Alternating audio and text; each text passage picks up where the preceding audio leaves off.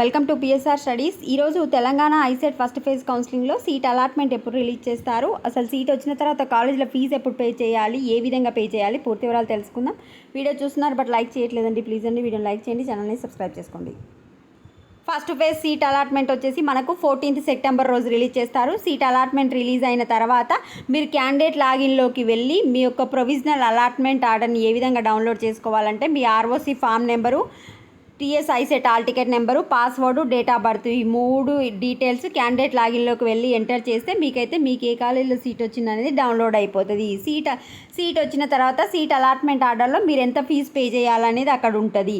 So మీరు seat అలాట్మెంట్లో ఉన్న ఫీజుని ఆన్లైన్లో క్రెడిట్ కార్డ్ ద్వారా కానీ, డెబిట్ కార్డ్ ద్వారా కానీ, నెట్ బ్యాంకింగ్ ద్వారా కానీ పే చేయాలి. సో ఫీజు పే చేసేటోళ్ళు మీ పేరెంట్స్ యొక్క credit card, debit card, net banking మాత్రమే యూజ్ చేయండి. ఒకవేళ మీరు సెకండ్ షిఫ్ట్ అయినా కూడా ఒకవేళ మీకు రీఫండ్ వచ్చేది ఉంటే మీ బ్యాంక్ అకౌంట్కే రీఫండ్ అయితే రావడం జరుగుతుంది.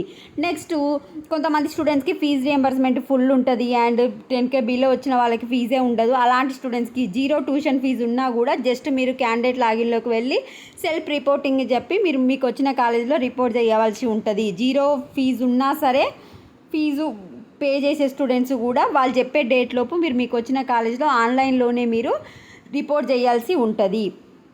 నెక్స్ట్ వచ్చేసి మీరు ఎప్పుడు కాలేజ్కి వెళ్ళాలంటే candidates has to report the allotted college after the final phase of counselling. Final phase అయిపోయిన తర్వాత మాత్రమే మీరు కాలేజ్కి వెళ్ళి మీ సర్టిఫికేట్స్ అండ్ టీసీ సబ్మిట్ చేయవలసి ఉంటుంది. ఒకవేళ గవర్నమెంట్ చెప్పిన డేట్స్ ప్రకారం కనుక మీరు కాలేజ్కి జాయినింగ్ రిపోర్టు అంటే ఆన్లైన్లో జాయిన్ కాకపోతే మీ సీట్ అనేది ఆటోమేటిక్గా క్యాన్సిల్ అయిపోతుంది. This is the update to the students. ఇంకా ఏమైనా డౌట్స్ ఉంటే కమెంట్ సెక్షన్లో మెన్షన్ చేయండి. సో మీకు ఎంత ఫీజు అనేది మీకు సీట్ వచ్చిన అలాట్మెంట్ ఆర్డర్ పైన ఉంటుంది. ఆ ఫీజు ఆన్లైన్లో పే చేయాలి.